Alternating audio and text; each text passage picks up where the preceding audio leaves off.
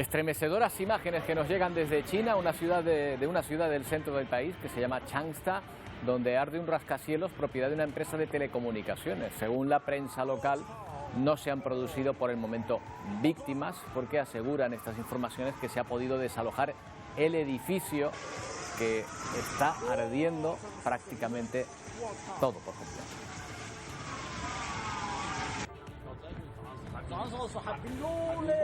Impresionantes imágenes. ¿Qué tal? Buenas tardes.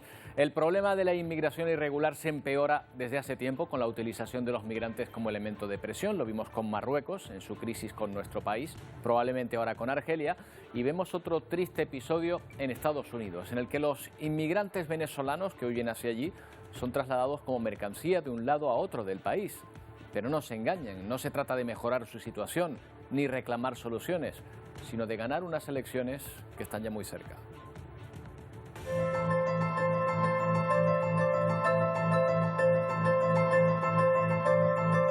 Todo lo feo que pueda sucederle a un ser humano le sucede a un migrante.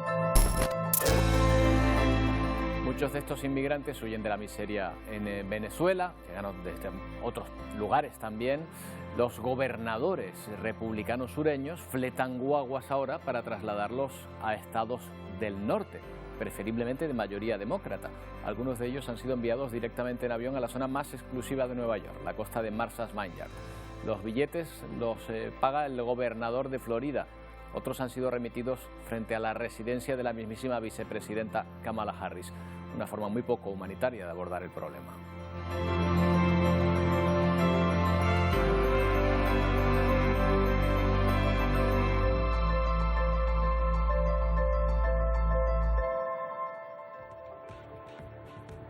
Hablaremos hoy de este asunto y de unas palabras de Vladimir Putin a su homólogo chino, que se ha convertido en lo más parecido a un reconocimiento de que las cosas no van bien en la guerra de Ucrania para el ejército invasor.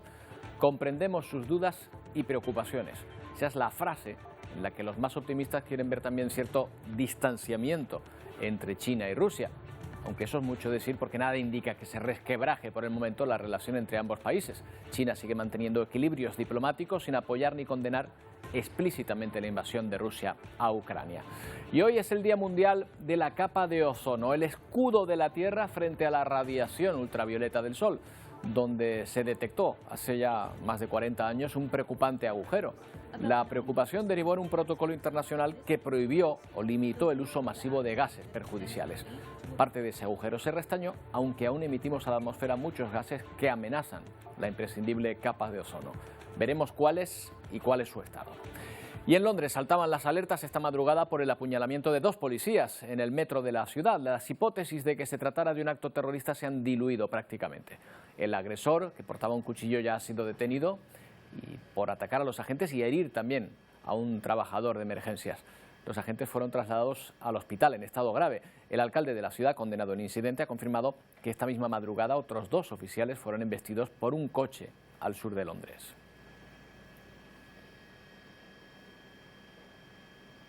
La policía británica ha confirmado que seguirá estudiando estos apuñalamientos para conocer más sobre la motivación del atacante. Y esto sucede en una ciudad, en Londres, que sigue velando a Isabel II. Son imágenes en directo desde su capilla ardiente. Lo hará hasta el lunes, en que se lleve a cabo el funeral. Ya saben que la respuesta de los londinenses está siendo multitudinaria, hasta el punto de que se ha pedido a la población que deje de hacer cola, porque dicen que ya no hay más espacio para hoy. A través de los canales oficiales se comunica a la población cuándo pueden volver a acudir a dar su último adiós, si lo desean, a la monarca. Se espera que el lunes a las 6:30 de la mañana, cuando cierren las puertas, 750.000 personas hayan pasado ya por este Palacio de Westminster.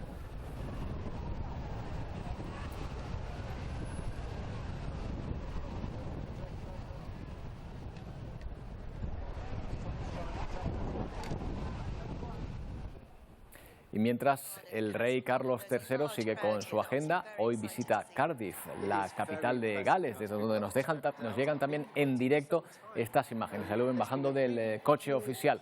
Esta es la última de las paradas que le ha llevado a las 4 naciones, a los 4 reinos de su país, del Reino Unido, en ese recorrido que estaba programado del nuevo rey después de la muerte de su predecesor.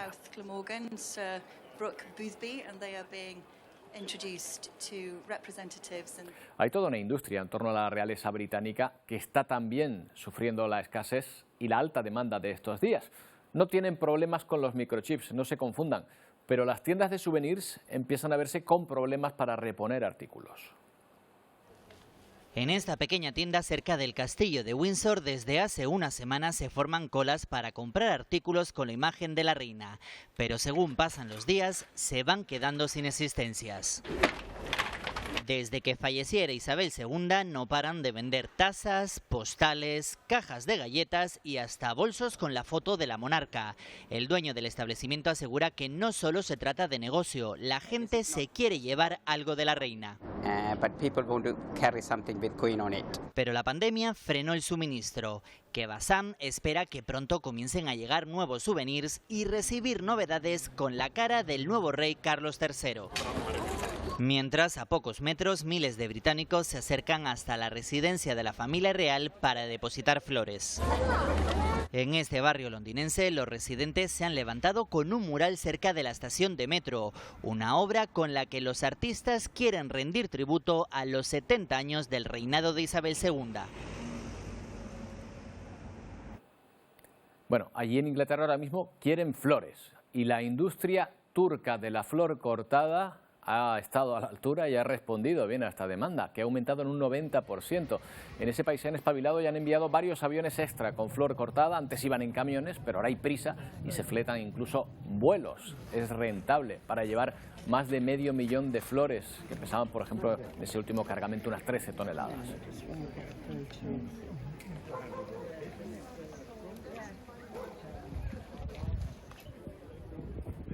Cambiamos de tema. El Papa Francisco se ha posicionado hoy sobre el envío de armas a Ucrania.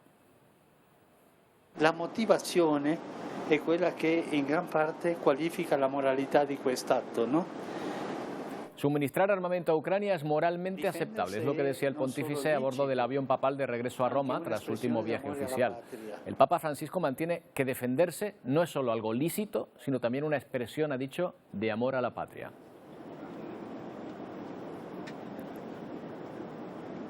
Y en eso está Ucrania, que trata de repeler ahora los continuos ataques rusos, aunque la mayoría en este momento son a distancia. Bombardeos como los que redujeron anoche a escombros este edificio en una zona residencial en Bakhmut, en la región de Donetsk, o los que han destrozado una presa ubicada en Kryvyi, precisamente ciudad de origen del presidente Zelensky. 8 misiles rusos impactaron sobre los muros del embalse, inundando la ciudad más grande del centro del país. Y esto es lo que se encuentran los ucranianos, el ejército ucraniano, cuando recupera las ciudades tomadas por los rusos. Fotos del presidente Putin, cientos de banderas de ese país por todas partes, escudos de las fuerzas prorrusas.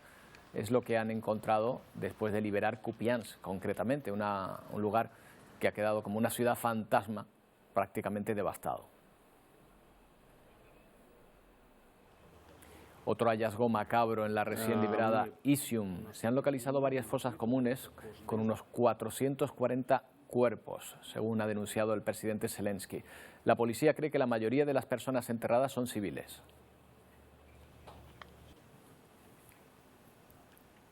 Y por primera vez se intuye lo que podría ser, según los más optimistas, una muestra de distanciamiento entre Moscú y Pekín. Vladimir Putin ha reconocido por primera vez que China tiene preocupaciones por la guerra en Ucrania.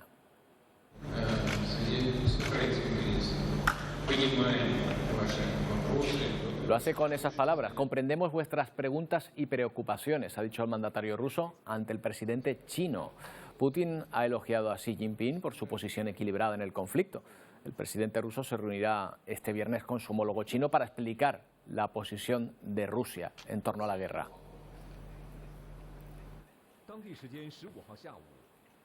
Pero millones de ucranianos han tenido que huir del país durante los casi ya 7 meses que dura este conflicto. En Londres encontramos un ejemplo de integración en un grupo de bailarines ucranianos. En la primavera crearon una compañía y ahora ensayan para una producción. Pero atención, sus coreografías las preparan junto a un conocido coreógrafo ruso. Sobre el escenario, 60 bailarines ucranianos que tuvieron que huir de su país tras la invasión rusa.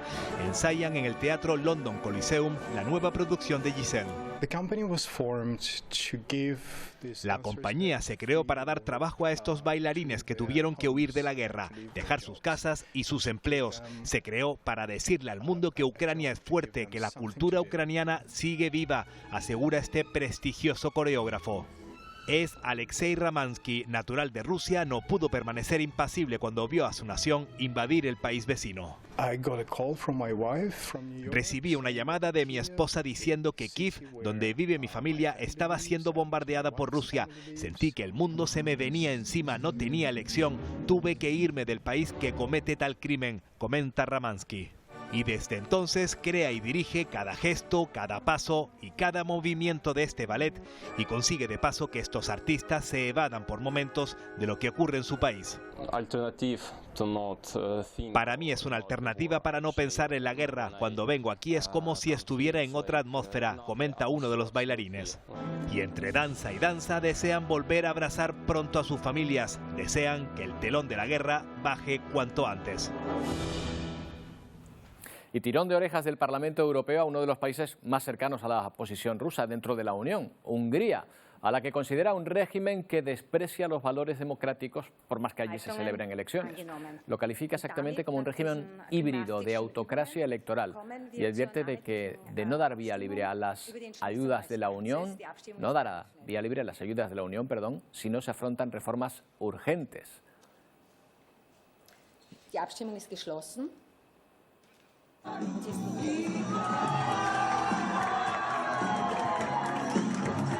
Bueno, este no es un bailarín, es el ministro de Exteriores italiano, que se animó a recrear la icónica escena de baile de la película Dirty Dancing en un restaurante de Nápoles.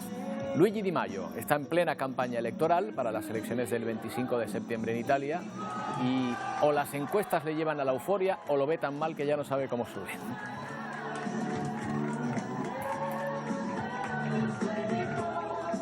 Bueno, y mientras en Argentina, casi 2 semanas después del intento de asesinato de la vicepresidenta del gobierno, Cristina Fernández de Kirchner, se siguen produciendo nuevas detenciones. Las autoridades han arrestado a una mujer sospechosa de participar en la organización del fallido atentado. Según medios nacionales, se encontró información de la nueva detenida en el celular de la pareja del hombre que llevaba el arma que disparó contra ella, aunque finalmente la pistola se encasquilló. Continúa la investigación. Mientras tanto, la vicepresidenta ha hecho su primera aparición pública. Ahí la ven. Kirchner se muestra agradecida por el apoyo popular y aboga, dice, por la democracia.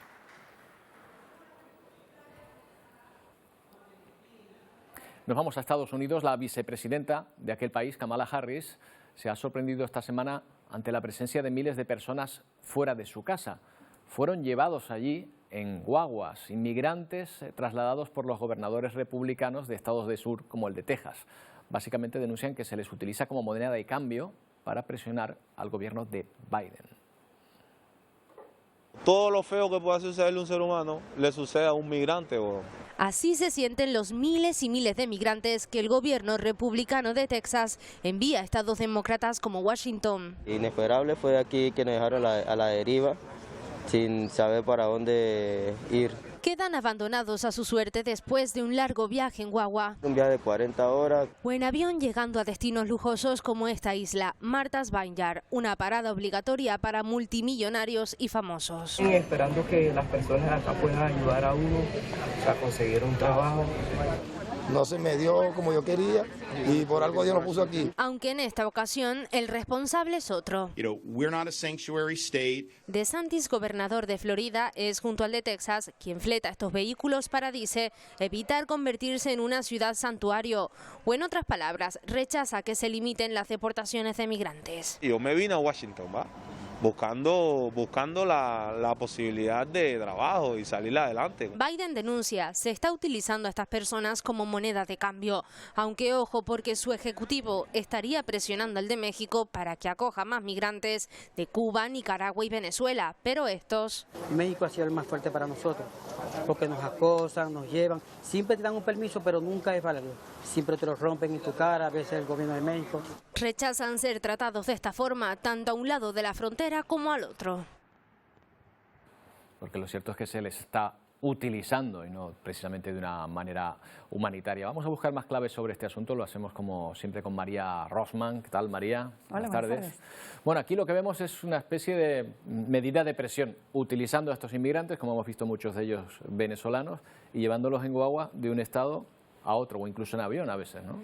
Sí, en realidad yo creo que todo esto es una maniobra política de los republicanos, que se ven que Trump está teniendo tantos problemas legales que la única forma de buscar una distracción de cara a las elecciones que vienen ahora en noviembre es volver al tema de o bien de Hunter Biden y el famoso portátil, el hijo del presidente, o hablar de inmigración. Y entonces para eso están haciendo estas maniobras que pues llaman mucho la atención y son simplemente pues para ganar el voto de todos aquellos en sus estados que son seguidores acérrimos y lo felicitan por este tipo de artimañas, ¿no? Fletan guaguas o aviones hacia Chicago, hacia Massachusetts, hacia California. ¿Todos estos siempre son estados demócratas? ¿Los envían a estados demócratas o no tiene que ver?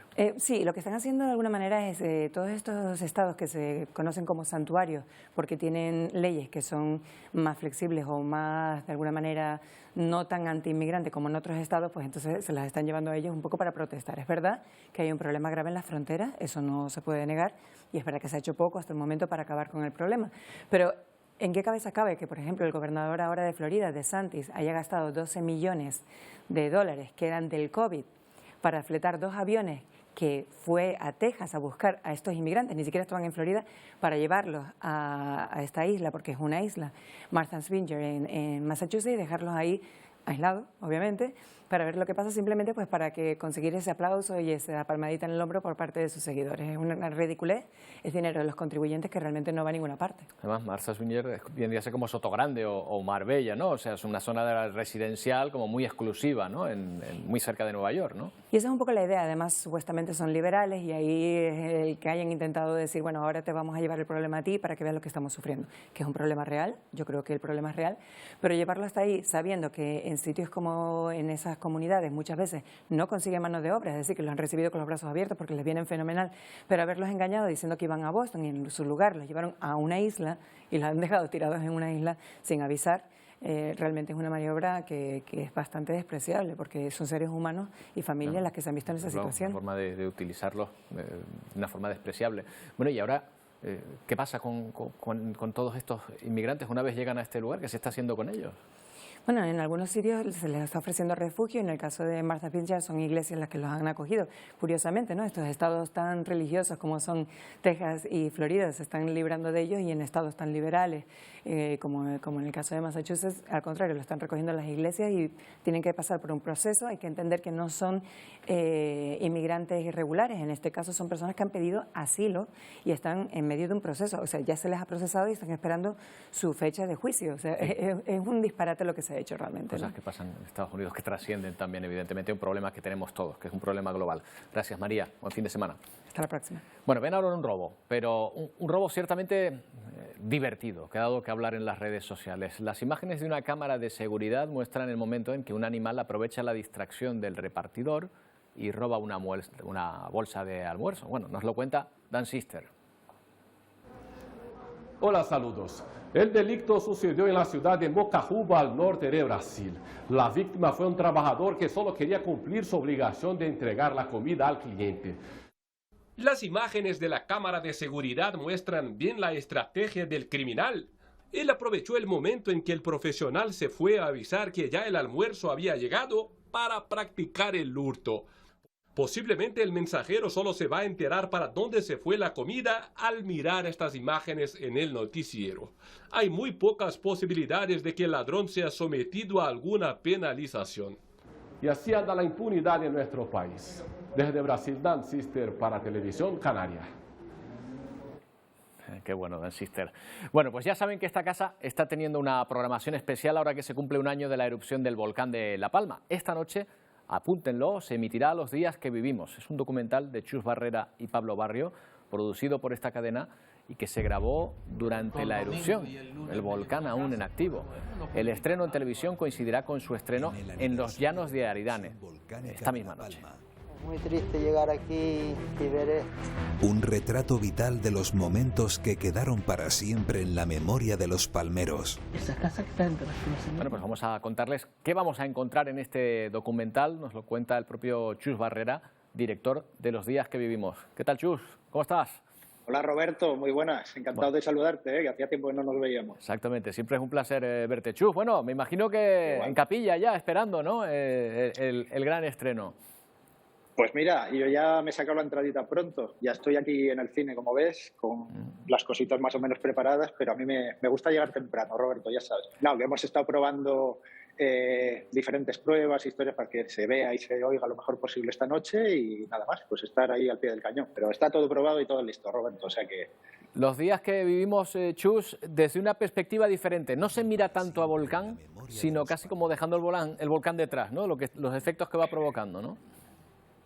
Sí, bueno, el volcán, digamos que es el hilo conductor, está siempre ahí presente de una manera o de otra, ya sea en imagen, otra con el sonido. Muchas veces hay secuencias en las que la gente está hablando, estamos escuchando el rumor del volcán. Realmente pensamos que es una cosa diferente porque hemos hecho más una película, tratar de no intervenir demasiado, sin entrevistas, sin forzar situaciones, sin un narrador, y trasladar al espectador, que era un poco la premisa, a La Palma en esa época de la erupción, ir como si fuera a coger el muñeco un poco de Google Maps y ponerlo en diferentes lugares y situaciones de lo que estaba sucediendo en La Palma en ese momento, básicamente. Claro, o sea que vamos a ir viendo sobre todo la reacción de muchísimas personas que estaban sufriendo, ¿no? Pasando por distintas situaciones, ¿no?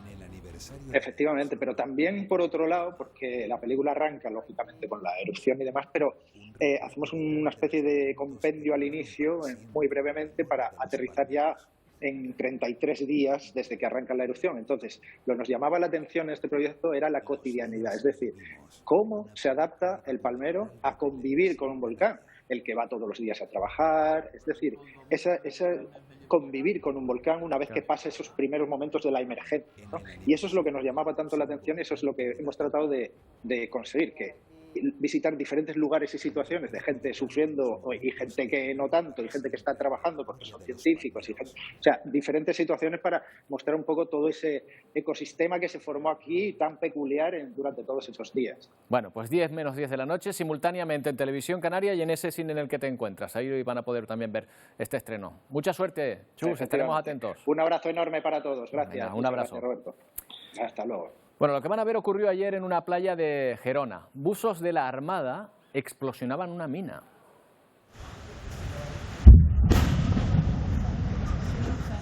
¿Y qué hace ahí una mina? Una mina de 150 kilos y de origen alemán.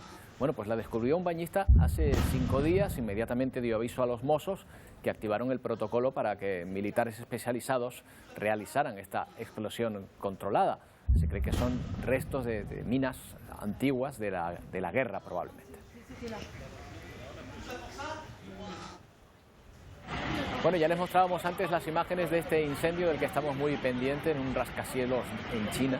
Los equipos de emergencia están trabajando todavía para sofocar las llamas que están destruyendo por completo ese edificio de 42 pisos en una ciudad que se llama Changsha.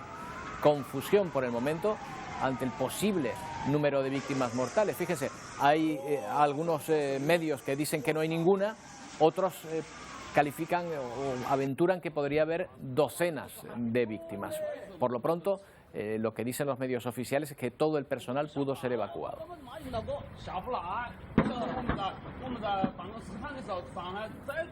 Bueno, fuego también les pareció ver a cientos de escaseces, pero a mucha más distancia, en el cielo, por la entrada en la atmósfera de un meteorito. Antonio Cárdenas, algunos pensaron que era un avión que se había estrellado, tal era la potencia de la imagen, ¿no? Vieron esa imagen de fuego, una bola de fuego y seguida de una estela y dijeron, esto es un avión. Pues no, era un meteorito en esa fase que otras veces vemos también, pero que nunca ocurre o no siempre ocurre cerca de lugares donde hay personas con móviles grabando. Bueno, hasta 800 llamadas recibieron los servicios de emergencia de Escocia al ver esta imagen y otros, los que no estaban llamando, estaban grabándolo directamente. Esta es esa estela. Esto ocurrió a unos 50 80 metros de la superficie, por tanto el peligro era para las vidas humanas era muy reducido. Esto suele pasar, pero bueno, no siempre se ve, ¿no? Hombre, pero y lo que caiga encima el bólido, ¿no? Lo que ocurrió hay una posibilidad mínima, pero hay. Claro, pero por lo menos aquí no ocurrió. Pero sí que bueno, estuvo como 20 segundos ahí en esa capa de la atmósfera, y lo vieron en Escocia, también en el norte de Inglaterra, incluso hasta Belfast llegó esa estela, o sea que por ahí anduvo haciendo de las suyas este meteorito. Bueno, seguimos en la atmósfera, pero esta vez centrados en la capa de ozono, porque hoy se celebra su día. Sí, el Día Internacional de la Preservación de la Capa de Ozono, que es algo, yo no sé, Roberto, si vamos a considerarlo como un éxito, ahora la profesora que vamos a entrevistar nos dirá, como un éxito de la humanidad, porque con el protocolo de Montreal de 1987 nos propusimos reducir las CFC, las cosas que mandamos a la atmósfera que perjudicaban a la capa de ozono, y resulta que se está reduciendo ese agujero. Fíjate, esto es una infografía de dónde está la capa de ozono. Bueno, tenemos la superficie de la Tierra, la troposfera, y entre la troposfera y la estratosfera, ahí en esa estratosfera es donde tenemos la capa de ozono. Y ahí, en ese lugar, en el polo sur, tenemos un agujero desde el año 85 es cuando se detectó, bueno, se descubrió mucho antes, pero en el 85 pues vamos a ponernos un poco preocupados. Fíjate, esta es la evolución, en el 71 era de esta forma, no se veía mucho, aquí está, lógicamente, en 2017 ese agujero. En el año 2000, aquí en medio, fue cuando se invirtió la tendencia de mandar esos CFCs y esas sustancias contaminantes y destructivas para la capa de ozono, y la previsión es que en 2041, incluso en el 2065, esa capa de ozono se vaya recuperando y ese agujero se vaya reduciendo. Ojalá que sea así, pero ojo, tenemos también otro problema con un agujero en la capa de ozono en el polo norte. Este es el polo sur, tenemos otro en el polo norte. Así que ahí lo dejo votando para que entrevistemos a la profesora. Vamos a pedirle minuto y resultado a la experta Yolanda Sola, profesora lectora del Grupo de Meteorología de la Universidad de Barcelona. ¿Qué tal? Buenas tardes. Buenos días. ¿Qué tal? Encantada de estar con vosotros. Bueno, nosotros también estamos muy contentos de tenerla aquí. ¿Estamos ante un caso de éxito, de comportamiento medioambiental, digamos, de la sociedad por haber reducido la capa de ozono, o tampoco es para tanto? Cuéntenos. No, estamos en un caso de éxito. Hablabais de este protocolo de Montreal, un éxito como protocolo medioambiental, dado que fue firmado y ratificado por todos los países, y esto es lo que ha dado lugar a esta reducción paulatina de su producción, de uso de las sustancias que destruyen la capa de ozono, y sobre todo su paulatina eliminación de la atmósfera, dado que tienen un tiempo de residencia, un tiempo de vida en la atmósfera muy largo. O sea que sí, podemos hablar de un éxito. Hablaba antes, Roberto, de minuto y resultados. Sabemos que este agujero llegó a medir incluso 29 millones de kilómetros, que es 3 veces la superficie de Australia, por ejemplo. ¿En qué momento está ahora ese agujero? Pues ahora lo que nos encontramos es dar números en este sentido. De partida, lo que hay que indicar es que estamos hablando de un fenómeno muy variable. El agujero de la capa de ozono, un agujero que se da principalmente en la Antártida, pese a que vosotros ya también habéis comentado el caso del Polo Norte, en la Antártida, porque se dan una serie de situaciones meteorológicas y climáticas que favorecen esta formación, junto con todos los gases que nosotros enviamos a la atmósfera. Es muy variable, es decir, a pesar de que veamos una recuperación, esto no quiere decir que no podamos tener un año excepcionalmente con un agujero excepcionalmente grande, excepcionalmente en su duración, o excepcional incluso en el debilitamiento, en la disminución en el ozono que se pueda observar. La capa de ozono viene a ser como un escudo frente a los rayos ultravioleta, ¿no?, que tiene la Tierra. ¿Cuáles son los principales peligros que ahora mismo tiene ese escudo? Sigue teniendo como peligros, nuestra preocupación siguen siendo estos gases que fueron liberados a la atmósfera. Mayoritariamente estamos hablando de CFCs, clorofluorocarbonos, y otras familias de compuestos que contienen cloro, que contienen flúor, que son los que reaccionan y destruyen las moléculas de ozono.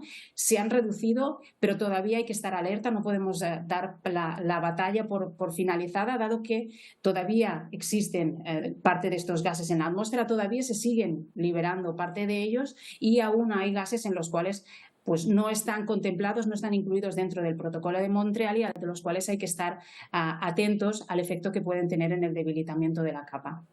Gracias a la capa de ozono, esos rayos ultravioleta no nos dañan a nosotros, los humanos, pero tampoco a otras especies. Yo no sé si esto ya es ciencia ficción, pero podemos hacer algo los humanos, no solo para no debilitar la capa de ozono, sino para hacer que aumente, que coja más brillo. Sí, máquinas de ozono, ¿no? Haría inyectar directamente. La verdad es que es una capa muy dinámica, es decir, en todo momento está cambiando debido a la acción de la radiación ultravioleta, la hace cambiar también los compuestos que hay en la atmósfera, con lo cual la posibilidad de inyectar de manera artificial ozono u otros compuestos que pudieran ayudar no es viable en ningún caso, y la única manera que tenemos de hacerlo, de protegerla, de cuidarla, es a partir de de la investigación, del seguimiento, pero sobre todo de la firma y ratificación de protocolos, tal y como sucedió con el protocolo de Montreal y como tendría que seguir sucediendo tanto para la protección del ozono como para evitar los efectos y el impacto del cambio climático. También es a través de estos mecanismos. Bueno, pues nos quedamos con un caso de éxito, entre tan mal que lo estamos haciendo con unas cosas, por lo menos que se vea que si nos ponemos con otras sale bien. Yolanda, ha sido un placer. Encantada de haber hablado con vosotros y sobre todo de que hagáis divulgación de todos estos temas que a todos nos preocupan. Venga, muchas gracias. Muchísimas gracias. Bueno, y estamos ya en el último fin de semana del verano, pero ojo, porque el otoño empieza a asomar la patita. Verano caprichoso sí, último fin de semana del verano, que en Canarias vamos a tenerlo un poco pasado por agua y, bueno, con temperaturas agradables, pero un poco pasado por agua. Fíjate la previsión de lluvias para las próximas 72 horas, es decir, todo el fin de semana y parte del lunes. Ahí empieza a mancharse esto de azul, lluvias que llegan por el norte, sobre todo tendremos en la cara norte y nordeste de Tenerife, en el norte de Gran Canaria, también en la cara norte de La Palma y también incluso en las islas de Fuerteventura, Lanzarote y La Graciosa. En definitiva, puede que caiga agua prácticamente en todo el archipiélago. Pero vamos por partes, empezamos por mañana sábado, porque lo principal que ocurrirá mañana es que esas lluvias serán débiles y por la mañana. Eso para empezar, aquí las hemos marcado, tanto en el norte de Gran Canaria como en el norte y nordeste de Tenerife, algunas precipitaciones débiles por la mañana. Y mañana mañana sábado las temperaturas máximas serán más o menos parecidas a las de hoy, incluso un poco más altas. Hay puntos del sur de las islas que pueden llegar mañana incluso a esos 30 grados. Y tendremos, además mañana, para el que esté pensando en plan de playa, sol por el sur de las islas. Pero ya el domingo aquello va a ser muy acuático, Roberto. Esperamos más inestabilidad y agua, como vamos a ver, repartidas por todas las islas durante todo el día. Por tanto, domingo, día de precipitaciones, sábado, alguno puede escapar con plan de playa. Bueno. Te gusta bailar, ¿verdad? Me encanta. El fin de semana llega, ya sabemos que estábamos haciendo dancing ahí. Vamos a despedirnos precisamente con baile, Antonio, porque le tenemos que decir a nuestros seguidores, a partir de la semana que viene cambiamos de horario. Sigue Atlántico Noticias a partir de las 11 de la mañana. Ahí nos pueden encontrar. Así que nos queremos despedir con la alegría de una ONG que ha trasladado unos vídeos de unos niños de una escuela, de las escuelas que gestionan la propia ONG, Masaka Kids se llama, y que nos muestra pues cómo estos jóvenes van a la escuela, aunque sea lunes, con esta alegría. Así nos queremos despedir y desearles un felicísimo fin de semana. Nos vemos el próximo lunes desde La Palma. Adiós.